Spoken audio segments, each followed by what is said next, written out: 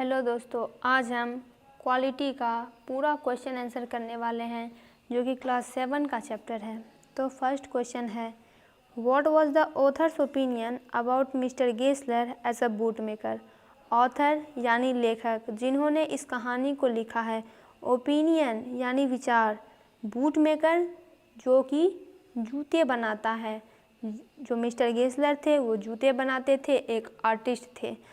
तो लेखक का मिस्टर गेसलर के बारे में क्या विचार थे, तो इसका आंसर हम जानते हैं नेक्स्ट पेज में। तो देखिए इसका आंसर क्या होगा। The author had a very high opinion of mister Gessler as a boot maker. लेखक का मिस्टर गेसलर के प्रति बहुत ही उच्च विचार थे। एक जूते बनाने वाले के तौर पर लेखक उनके बारे में बहुत उच्च विचार रखते थे। The boots made by him lasted very long. जो जूते मिस्टर गेसलर बनाया करते थे वो बहुत ज़्यादा दिन तक चलते थे। He got his first boots made by them when he was 14।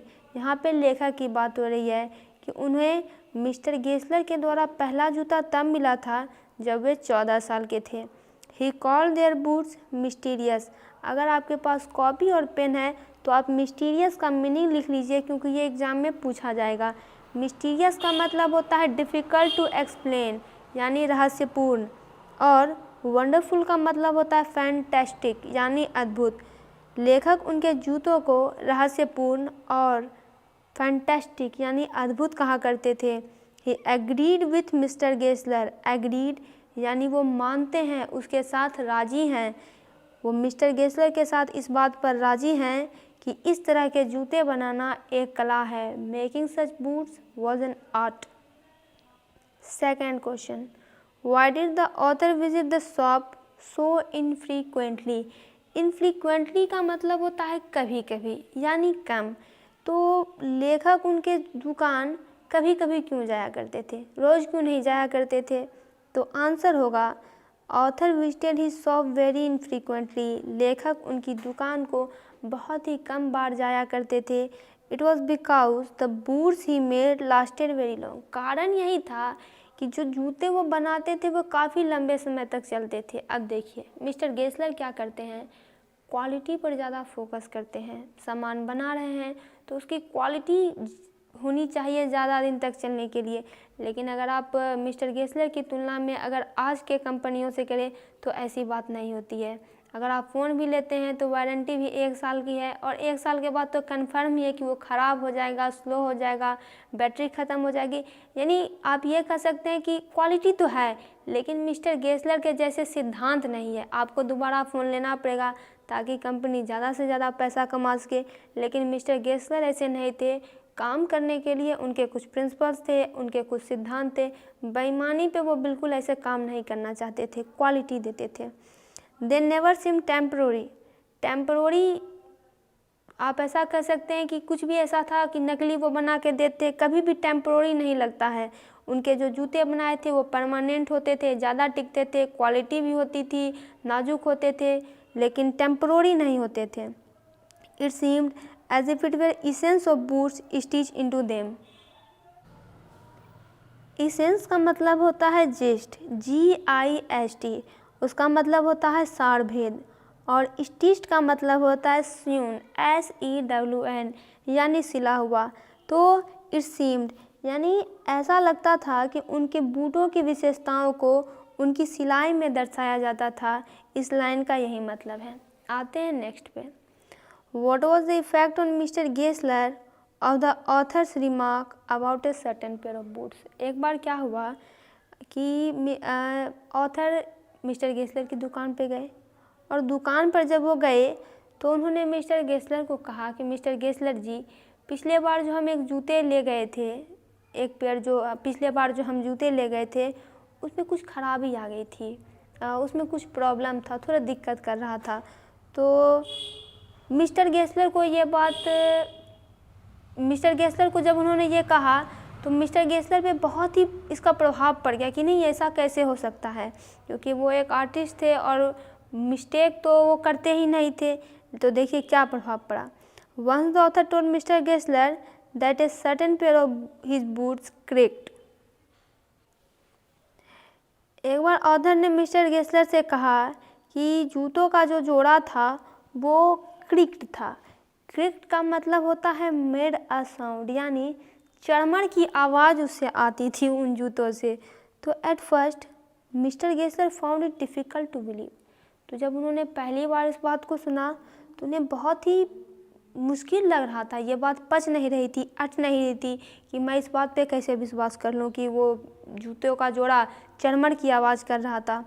However the author repeated his complaint, लेकिन ऑथर भी पीछे हटने वाले नहीं थे। उन्होंने कहा नहीं, ये तो शिकायत है। फिर से कहा at this he asked him to send that pair back. तो इस बार उन्होंने कहा कि आप एक काम कीजिएगा, जो जूते चू चू की आवाज़ निकाल रहे हैं आप उन्हें मेरे पास वापस कर दीजिएगा। He promise to either mend it or take it from the bill. उन्होंने कहा कि ऐसा हो सकता है, मैं अगर ये ठीक हो पाएगा तो मैं इसको ठीक कर दूंगा, नहीं तो मैं बिल में से इसके पैसे मैं इसमें इसके कुछ पैसे कम कर दूंगा, बिल काट लूँगा, मतलब पूरे पैसे नहीं लूँगा क्योंकि इनसे मिस्टेक हुआ था। The author felt that he should not have mention that pair.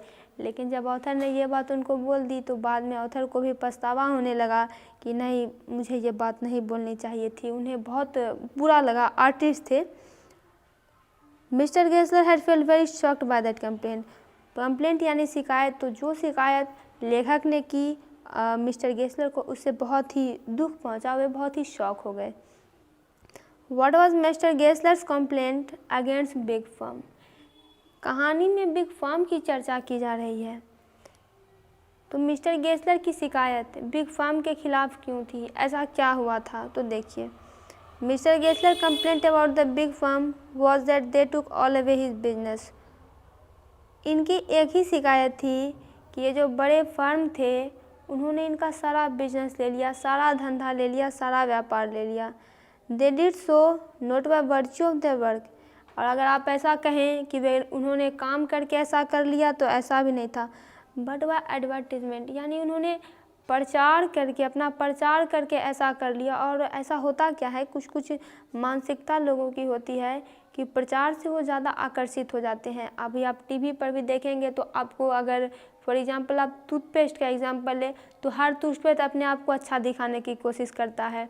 अभी कोई दूसरा टूथपेस्ट आया, नहीं हम ये इसमें नंबर 1 है, कोई दूसरा आएगा हम उसमें नंबर 1 है। तो ऐसे ये लोगों की मानसिकता को पढ़ते हैं कि लोग क्या पसंद करें, इसी में से कोई लोग कोई पार्टिकुलर सामान उठा लेते हैं। तो उन्होंने क्या किया था, बड़ी फर्म में क्या करती थी, प्रचार करती थी, अलग अलग मशीन थी उनके पास। तो जब, और ये लोग तो हाथ से जूते बनाते थे, लेदर उच्च क्वालिटी का इस्तेमाल करते थे, लेकिन बड़ी फर्म में ऐसा नहीं करती थी, एडवर्टीजमेंट करती थी। और ये जो है हर तरह के, हर रंग के जूते बनाती थी, क्वालिटी से तो कोई मतलब था नहीं। तो इसीलिए एडवर्टाइजमेंट करके लोगों की मानसिकता को भांप कर इन्होंने इनका सारा बिजनेस ले लिया। He was full of resentment and them, वे पूरी तरह से उनके खिलाफ गुस्सा में थे। रिसेंटमेंट का मतलब होता है क्रोध, यानी बड़ी फर्मों के खिलाफ उन्हें के मन में बहुत ही गुस्सा भरा हुआ था। He said that this firms had no self respect. उनका कहना था कि इन फर्मों को कोई भी आत्मसम्मान बिल्कुल भी नहीं है। देखिए, आत्मसम्मान अब कैसे नहीं है, क्योंकि उनका कोई प्रिंसिपल नहीं है, काम करने का कोई सिद्धांत ही नहीं है, क्वालिटी दे नहीं रहे हैं, लोगों से पैसा ठग रहे हैं। लेकिन मिस्टर गेस्लर ऐसा नहीं थे, उनके पास कुछ काम करने के कुछ प्रिंसिपल थे। Their boots often hurt the customer. होता क्या था कि उनके जूतों को लोगों से बड़ा ही, जब जूते लोग पहनते थे तो लोगों को उनसे दिक्कत भी होती थी। इस कारण से उनके मन में कोई आत्मसम्मान नहीं था। लोगों के पैरों में उनके जूतों को पहनने के बाद क्या होती थी, इससे उनको तो कोई मतलब नहीं था। लेकिन जब कोई अगर गेस्लर की दुकान में घुसता था तो वो अच्छे से खुद से नाप लेते थे, और देखिए कितनी केयर थी उनके, और कस्टमर के प्रति कितना केयर करते थे कि अगर मैं नहीं ठीक कर पाऊँगा तो बिल में से काट दूँगा इसके पैसे। Why did the author order so many pair of boots? Did he really need them? तो देखिए, एक बार लेखक आए, उन्होंने मिस्टर गेस्लर से बहुत सारे जूतों के ऑर्डर दे दिए। Did he really need them? क्या सचमुच उनको ज़रूरत थी उनकी? आगे जानते हैं आंसर में। Author order many pair of boots because he well pity for the boot maker. Author ने कई सारे जूतों के पेयर ऑर्डर कर दिए। क्यों कर दिए? क्योंकि उसे उस बूट मेकर पर दया आ गई he knew that his were the best in quality. वो जानते थे कि मिस्टर गेसलर के बनाए जूते बहुत ही बढ़िया क्वालिटी, बहुत ही बढ़िया गुणवत्ता के थे। Yet the man was dying of starvation, starvation यानी भूख, फिर भी इतनी कला होने के बावजूद भी वे भूखों मर रहे थे। So the author order several pair of boots although he did not need them. इसीलिए लेखक ने कई सारे जूतों का ऑर्डर दे दिया जबकि उनको इसकी ज़रूरत भी नहीं थी। इनके जूतों के ऑर्डर देने का मतलब यही था कि देखिए ये जूते के ऑर्डर करेंगे, मिस्टर गेसलर जूते बनाएंगे, इनको जूते देंगे और लेखक इसके बदले में उनको कुछ पैसा दे देंगे ताकि उनकी कुछ मदद हो सके। तो यहाँ पे इसका टेक्सचुअल क्वेश्चन ख़त्म होता है। और अगर हम आगे बढ़ते हैं तो देखिए एक क्वेश्चन है, कुछ इंपॉर्टेंट क्वेश्चन जो एग्जाम में निश्चित रूप से आपको पूछे जाएंगे। Do you think mister Gessler was a failure as a boot maker और एज ए कॉम्पिटेटिव बिजनेसमैन? आप क्या सोचते हैं, मिस्टर गेसलर किस में फेल थे, बूट मेकर में थे या कॉम्पिटेटिव बिजनेसमैन, या ये एक कॉम्पिटेटिव उद्योगपति नहीं बन पाए? देखिए आंसर क्या है। I think mister Gessler is successful boot maker. इस बुक के जो लेखक हैं उनका मानना है कि मिस्टर गेसलर एक सफल बूट मेकर थे। His boots were known for their quality, उनके जूते उनकी गुणवत्ता के लिए जाने जाते थे। People waited for long for his boots, उनके जूतों के लिए लोग बड़ा लंबा इंतज़ार करते थे, ऐसी उनकी क्वालिटी थी। But as a competitive businessman he was a complete failure. लेकिन अगर बात करें कि वो एक कॉम्पिटेटिव बिजनेसमैन, देखिए जब बहुत सारे लोग आ जाते हैं तो वहाँ पे कंपटीशन बढ़ जाता है। तो आर्ट होना एक अलग बात है, लेकिन अगर आपको बिजनेस के ट्रिक आएंगे, टेक्निक आएंगे कि अब हम आगे अपने बिजनेस को कैसे चलाएं, क्योंकि बहुत ज़्यादा लोग उस समय हो गए थे तो इस कारण से। लेकिन बिजनेस में वो एक फेल्यूर हो गए। He never made an advertisement. अब जब तक कोई एडवर्टीजमेंट करेगा नहीं तो वो जानेंगे कैसे। लंदन में उनसे ज़्यादा बूट कोई बढ़िया बनाता नहीं था, और वही एक काम मिस्टर गेसलर कर देते कि प्रचार कर देते सारे जगह। जैसे अभी प्रचार होता है, लोग ठेले पर, रिक्शा पर और बहुत सारे ऐसे हैं व्हीकल जो चलते हैं सड़क पे, उस पर अपना प्रचार कराते हैं। वो भी कौन कराते हैं, जो छोटे मोटे दुकान रहते हैं। तो सोचिए मिस्टर गेसलर को तो पहले से भी लंदन में लोग जानते होंगे क्योंकि वो बहुत बढ़िया जूते बनाते थे। लेखक भी तब से इनको जानते हैं जब से क्योंकि ये इनके पिताजी के बूट बनाया करते थे।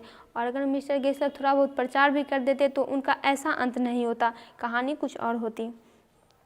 ही took his own time in the making of boots बनाने के लिए वो अपना समय लेते थे। हम क्यों ना ऐसा काम करें कि अगर हम कोई बिजनेस चला रहे हैं तो हम बहुत सारे लेबर को रख लें। लेबर क्लास किस दिन काम आएगा? अगर हम खुद ही बैठकर काम करते रहेंगे, हमें 100 आदमी का ऑर्डर आ गया तो हम कैसे काम कर पाएंगे? लोग भाग जाएंगे, लोग नहीं टिकेंगे हमारे पास। तो ये सब कारण रहा, कहीं ना कहीं कमी रह गई मिस्टर गेसलर में। So he deliver the orders very late. तो ऐसा कारण क्या हुआ, ऑर्डर बहुत देरी से डिलीवर होने लगा। अब अकेले आदमी कितना काम कर सकता है। पीपुल लॉस्ट पेशेंस, लोगों ने अपना धैर्य खो दिया। It made his business flop, तो इस प्रकार से उनका बिजनेस फ्लॉप हो गया। अब लोग क्या है, लोगों को देखिए दूसरे का बिजनेस कैसा चल रहा है, नहीं चल रहा है, दूसरे लोगों को इससे मतलब नहीं है। दूसरे लोग क्या करते हैं, पैसा देते हैं, सामान लेते हैं। उनको कहीं भी तो पैसा देना ही था। अब उनके पास ऑप्शन आ गया। देखिए मान लीजिए एक समय होगा जब मिस्टर गेसलर की पूरे लंदन में चलती रही होगी, लेकिन अब क्या हुआ, मशीनें आ गई, लेबर रखने लगे, बड़े बड़े इंडस्ट्रियलिस्ट राइज होने लगे होंगे उस समय। तो वो लेबर की मदद से ऐसा कर देते थे। अब लोगों ने सोचा होगा हमारे पास तो 2 ऑप्शन है, अगर हम मिस्टर गेसलर को छोड़ भी दे तो कहीं तो हमें आसानी से जूते मिल जाएंगे, अलग अलग ढंग के, अलग अलग प्रकार के, क्योंकि मशीनें आ गई थी। तो ये सब कारण था। What is the significance of the title? Title इस स्टोरी का है क्वालिटी, इसका क्या महत्व है। टू होम और to what does it refer? ये क्वालिटी क्या बताना चाह रहा है और किसको बताना चाह रहा है, किसके लिए है? Title quality significant because it refers to the theme of the story. इस स्टोरी का जो थीम है उसी को ये पूरा क्वालिटी बता रहा है। क्वालिटी स्टोरी के टाइटल का बहुत ज़्यादा महत्व है, क्योंकि स्टोरी का थीम यानी विषय, इसी पर पूरा निर्भर कर रहा है। The whole story says that the modern age is the age of quantity and not quality. पूरी कहानी यही बात कही जा रही है कि जो आधुनिक युग आ गया है उसमें क्वांटिटी की महत्ता हो गई है, क्वालिटी की कोई महत्ता नहीं रह गई है। क्वांटिटी का मतलब हो जाता है मात्रा। देखिए, जूते बनाते थे मिस्टर गेस्लर, मान लीजिए एक जूते बनाए उन्होंने, ज़बरदस्त क्वालिटी उसमें भरी गई। अब की कंपनियां क्या कर रही हैं, रोज़ सामान निकाल रही है, रोज़ लोग जो है उसको रोज़ ले रहे हैं। हर साल, एक साल में फ़ोन ख़राब हो जाएगा फिर ले लेंगे। देखिए क्वांटिटी, मात्रा तो बढ़ती ही जा रही है। मान लीजिए कोई एक आदमी साल में एक बार फ़ोन लिया और एक साल बाद उसका फ़ोन नहीं चलने लगा। अब जो कोई काम करता है तो एक साल बाद फ़ोन नहीं चलने लगा, तो ऐसे करके देखिए 10 साल में उसका 10 फ़ोन बदला गया, कितना अंतर आ गया, क्वांटिटी बढ़ती गई। वही अगर कोई ऐसा कंपनी है जो कि एक ही फ़ोन बनाए और 10 साल चले, तो ये बहुत ही बड़ी बात हो जाएगी। तो इसी प्रकार से क्वांटिटी का ये युग रह गया है, क्वालिटी की कोई वैल्यू नहीं है। क्वालिटी आपको शायद ही कहीं मिले तो मिले। Those who produce much in quick time get success. जो प्रोड्यूस कर रहे हैं, जो उत्पादन कर रहे हैं, जल्दी से जल्दी उत्पादन कर रहे हैं, उन्हें ही सफलता मिल रही है। On the other hand those who bother about the quality, अगर आप दूसरी तरफ देखें जो कि क्वालिटी के लिए चिंतित है, अपनी गुणवत्ता के लिए चिंतित है, जैसे कि मिस्टर गेस्लर, बेचारे फेल हो गए, असफल हो गए। So the quality is a very apt title for the story. तो इस कारण से इस बुक के ऑथर का भी मानना है कि क्वालिटी जो है बहुत ही सही टाइटल लेखक ने कुछ सोच समझ कर रखी है। तो दोस्तों, इससे रिलेटेड वीडियोस के लिए चैनल को सब्सक्राइब करें। वीडियो कैसी लगी कमेंट बॉक्स में ज़रूर लिखें।